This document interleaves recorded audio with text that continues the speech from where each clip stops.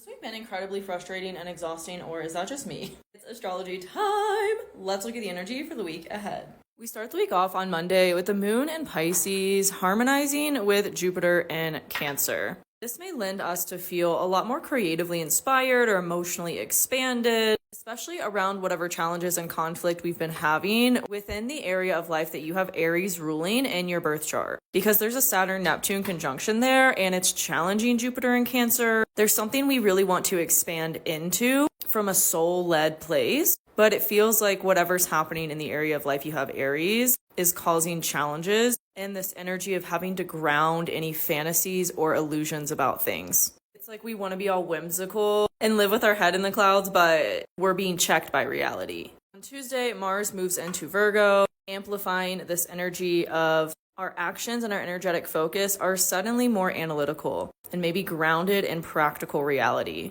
As Mars is still kind of challenging Uranus and Taurus at the beginning of this week as well, there's an energy of maybe feeling like things are chaotic, unstable, not consistent in the ways that we want them to be and maybe need them to be to feel grounded, but we have to look for that grounding energy somewhere else. Also on Tuesday, the moon in Pisces is harmonizing with Mercury in Cancer, so there could be some healing conversation that happens around standing up for ourselves and our needs when it comes to feeling supported and nurtured. If we're taking that inspired action to speak up for ourselves, there could be a lot of healing that happens as the sun in Gemini is harmonizing with Chiron in Aries. Then on Wednesday, the moon in Pisces moves over the North Node, and there's an emotional focus on, okay, what direction are we headed and what are we doing to continue that forward momentum in that area of life you have Pisces.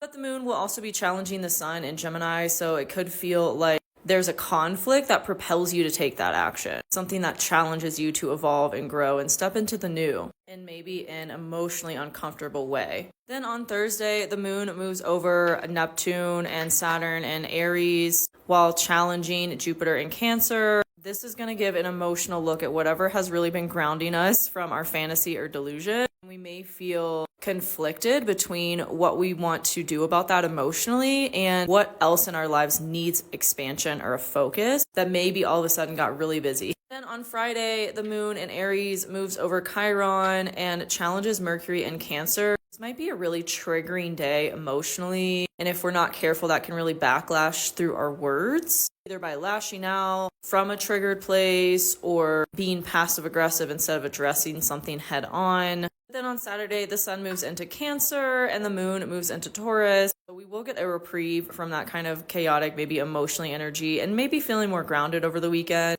Focused on our emotional health, what we need to support self-care. Venus is still in Taurus after all, so the focus really needs to be on, okay, how can I bring pleasure to my everyday life in the ways that are going to feel supportive and nurturing for me, despite what's going on elsewhere. And with the sun on Jupiter now, wherever you have Cancer in your chart is getting an illumination big time, especially over the weekend as the moon harmonizes with these things and then the moon moves over Venus. Then on Sunday, the moon will move over Uranus and maybe bring some sudden, unexpected, huge emotional shifts that might take you by surprise in a positive way. How is this all showing up for you? Come find me on YouTube for your weekly horoscope, and I'll see you next week.